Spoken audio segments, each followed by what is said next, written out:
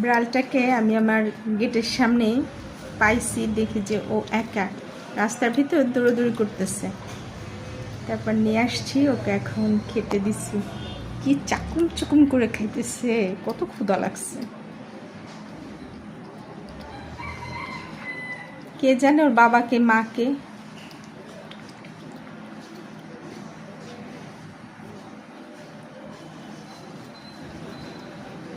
সুন্দর লাগতেছে, দেখো দিলা চাকুম চাকুম করে খেতেছে না, ক্ষুধা লাগছে না রে।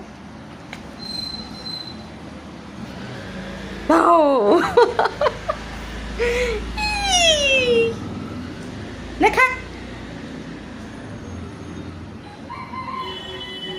আমরা দিলে খায় না দেখি। একদিনটা এই ঘর থেকে একটু ছোট বিড়াল এই যে একটা বাসা থেকে বাড়ি লইয়া দুধ টানছি আর একটু